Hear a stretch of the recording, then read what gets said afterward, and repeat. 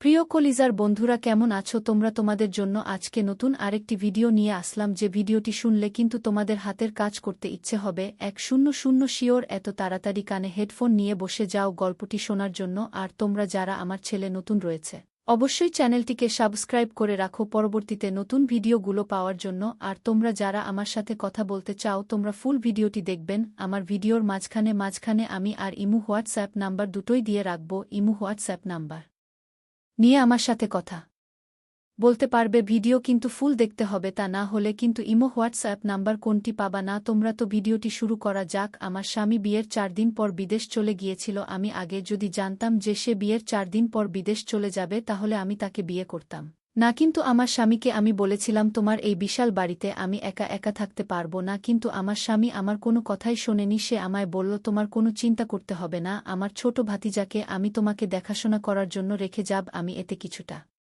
সাহস পেলাম। তারপর ভাসুরের ছেলেকে, মানে আমার স্বামীর ছোট ভাতিজাকে রেখে গিয়েছিল। আমি তো তাকে ছোট বালক ভাবতাম, কিন্তু এই ছোট বালকের রুম থেকে প্রত্যেক দিন এক অদ্ভুত আওয়াজ আসত। তাই আমি একদিন জানালার ফাঁক দিয়ে দেখলাম সে মোবাইলে কি জান দেখছে আর অদ্ভুত আওয়াজ করছে। এরপর দিন সে আমার রুমে থাকতে চাইল আর বলল, কাকি আমার খুব ভয় লাগে একা থাকতে। তারপর আমি তাকে বাচ্চা ভেবে আমার রুমে থাকতে দিলাম। তারপর গভীর রাতে আমার সাথে যা ঘটেছিল তা শুনলে বন্ধুরা তোমাদের সামনের পানি চলে আসবে। তাহলে মূল বিশ্বাসটা শুরু করি। আমার নাম তাসলিমা, আমি খুব সুন্দরী ছিলাম বলে বাবা আমার বিয়ে মনিরুলের সঙ্গে দিয়েছিল। মনিরুল খুব ধনী পরিবারের ছেলে ছিল, তার বাবা মা ছিল না, কিন্তু তাদের অনেক সম্পত্তি ছিল। কিন্তু মনিরুল নিজেও অনেক বড় একটা পোস্টে একটি বেসরকারি প্রতিষ্ঠানে চাকরি করত। আমি গরিব হওয়া সত্ত্বেও মনিরুল আমাকে পছন্দ করেছিল, কারণ আমি দেখতে ভীষণ সুন্দরী ছিলাম। সে আমাদের কাছে কোনো স্বর্ণ অলংকারের দাবি করেনি। আমার বিয়ে 0 ডিমান্ডে হয়েছিল। আমি তো খুব খুশি ছিলাম এটা ভেবে যে আমার বিয়ে এর সঙ্গে হচ্ছে। প্রত্যেকটা মেয়ের মতো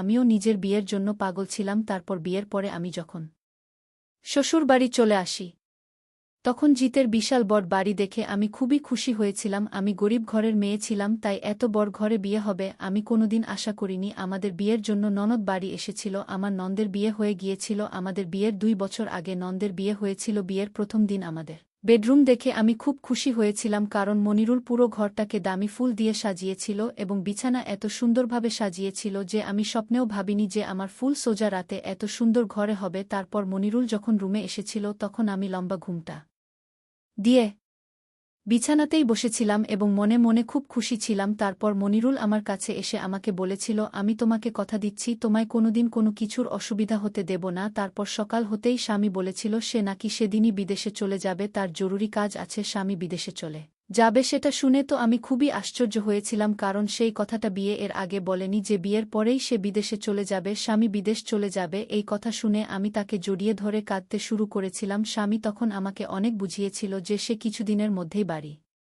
ফিরে আসবে এবং তার জন্য নাকি এই মিটিংটা খুবই জরুরি। বিয়ের পরে যখন কোনো স্বামী তার স্ত্রীকে রেখে বাইরে চলে যায়, সেটার কষ্টটা আমি খুব ভালোভাবেই জানতাম। সেদিন ভোরবেলা আমি স্বামীকে অনেক রিকোয়েস্ট করেছিলাম সে যাতে আমাকে এভাবে একা ছেড়ে বিদেশে না যায়, কিন্তু সে আমার কোনো কথা শোনেনি। উল্টো সে আমাকে যে তাকে কে বিদেশে যেতে হবে। তারপর সেদিন সারারাত স্বামীর সঙ্গে কথাবার্তা বলতে বলতে সকাল হয়ে যায়। তারপর স্বামী তাড়াতাড়ি বিছানা থেকে উঠে বিদেশে যাওয়ার জন্য তৈরি হয়। স্বামী যতক্ষণ তৈরি হচ্ছিল, আমি ততক্ষণ এই কথাটা ভেবে কেঁদে যাচ্ছিলাম যে বিয়ের 4 দিনও হয়নি আর স্বামী আমাকে ছেড়ে বিদেশে চলে যাবে। তাহলে আমি এত বড় বাড়িতে কিভাবে একা থাকব? কারণ আমার ননদ 2 দিন পরে তার নিজের শ্বশুরবাড়ি চলে যাবে বলেছিল।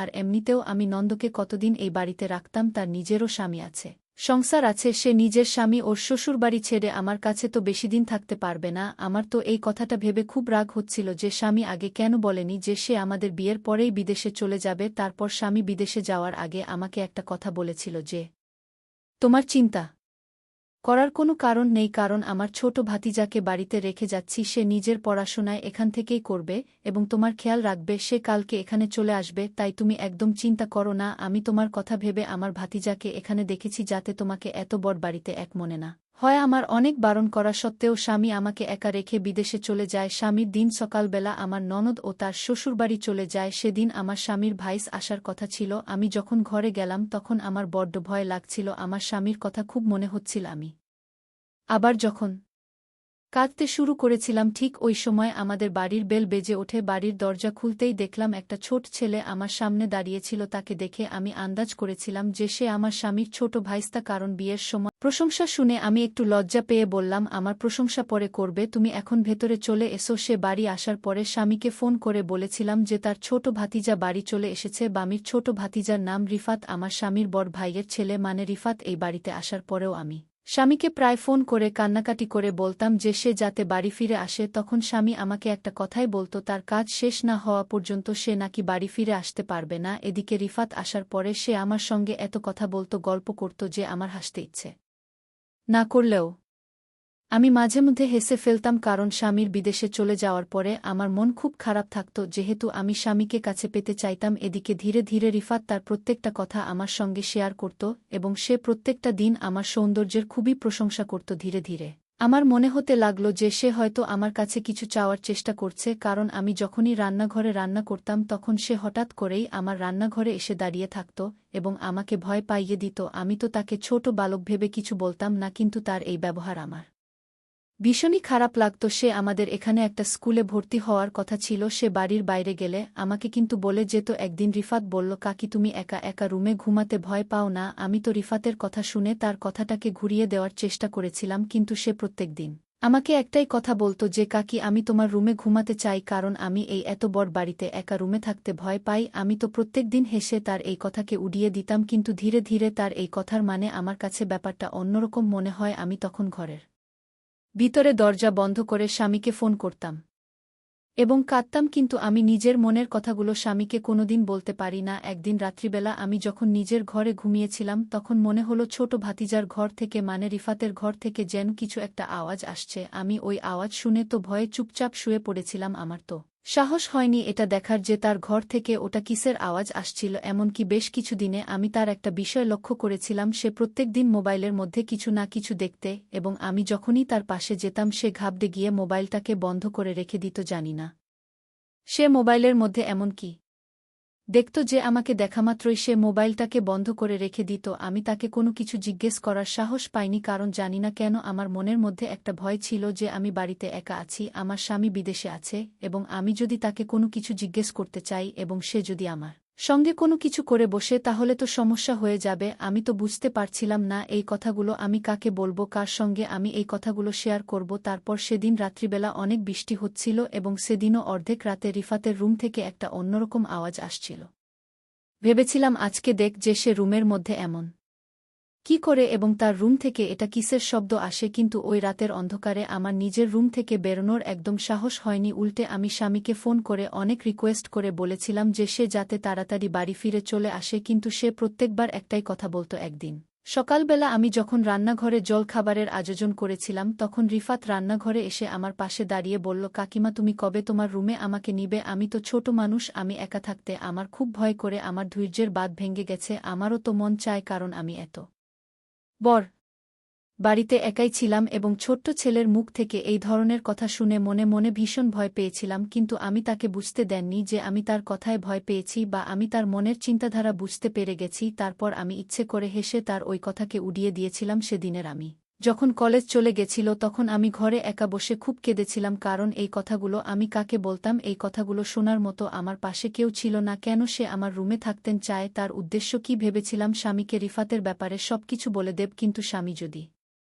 আমাকে অন্য কিছু ভেবে বসে থাকে। আমি স্বামীকে কিছুই বলতে পারিনি। আমি চুপচাপ এগুলো সহযোগ করছিলাম। এদিকে প্রত্যেকদিন রাতে রিফাতের ঘর থেকে আজব ধরনের আওয়াজ শুনতে পেতাম। ওই আওয়াজ শুনে আমি ভয় পেয়ে চুপচাপ নিজের ঘরের দরজা বন্ধ করে শুয়ে পড়তাম আর ভাবতাম আমার স্বামী যদি কাছে থাকত তাহলে আজ আমার এতটা ভয় লাগতো না, আজ আমাকে এতটা একা মনে হতো না। এভাবে বেশ কিছুদিন চলার পরে সেদিন রাতের বেলাতেও যখন রিফাতের ঘর থেকে একটা অন্যরকম আওয়াজ আসছিল তখন আমি না পেরে নিজের মনটাকে শক্ত করে ভেবে নিয়েছিলাম, আর যাই হোক না কেন আজ আমি দেখব যে আমার ছোট ভাতিজার ঘর থেকে এটা কিসের শব্দ আসে এবং সে রাতের বেলা তার ঘরের মধ্যে কি করে। আমি মনে মনে তার ব্যাপারে যেটা ভেবেছিলাম সেটা কি একদম সঠিক ছিল না। আমি রিফাতকে ভুল ভেবেছিলাম। এটা যাচাই করার জন্যই আমি সেদিন তার সত্যিটা নিজের চোখে দেখতে চেয়েছিলাম। তারপর নিজের রুম থেকে বেরিয়ে আমি যখন আসতে করে তার রুমের দিকে গেলাম তখন দেখলাম ভিতর থেকে তার রুমের দরজাটা লক করা ছিল। ঘরের জানালার দিকে যেতে দেখলাম জানালাটা ভেতর থেকে বন্ধ করা ছিল, কিন্তু জানালার মধ্যে যে একটা ছোট ফুটো ছিল সেই ফুটোর মধ্যে চোখ রেখে ভেতরের দৃশ্যটা দেখে আমার কলিজাটা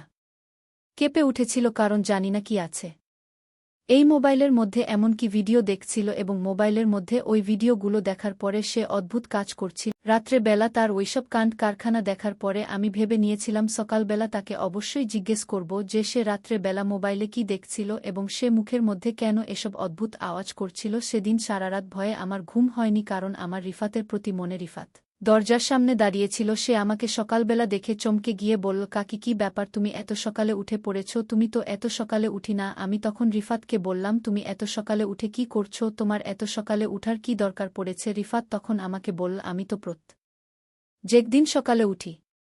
রিফাত বলল, কাকিমা আমিও তো প্রত্যেক দিন তোমার আগে ঘুম থেকে উঠি। রিফাতের মুখ থেকে সব কথা শোনার পরে আমি নিজের রাগ সামলাতে পারলাম না। আমি বলেছিলাম, রিফাত আমি তোমাকে আমার রুমে যাই গা দিব, কিন্তু তার আগে তুমি আমায় একটা সত্যি কথা বলো। রিফাত বলল, কাকিমা আমি কোনো সময় মিথ্যা কথা বলি না, আমার মিথ্যা বলার কোনো অভ্যাস নেই। আমি রিফাতকে বললাম, রিফাত তুমি বলো মোবাইলে প্রতিদিন রাতে কি দেখো? রিফাত বলল, কাকি তুমি কাকার রাতে যা করার তাই দেখি। আমি এ পিচ্চি ছেলেটার কথা শুনে খুব অবাক হয়ে গেলাম। আমি মনে মনে সিদ্ধান্ত নিলাম তাকে দিও আমার সকল কার্যকলাপ করাতে হবে। আমি তো ভেবেছি সে একটা ছোট্ট বাচ্চা বালক, কিন্তু সে তো ছিল আমার স্বামী। তাই তো বন্ধুরা, প্রচুর শীতের জন্য আজ গল্পটি শেষ করতে পারছি না। এই গল্পের দ্বিতীয় পার্ট আগামীকাল দেওয়া হবে। সেই পর্যন্ত সবাই ভালো থাকবে, সুস্থ থাকবেন। ভিডিওটি দেখার জন্য তোমাদের অসংখ্য ধন্যবাদ।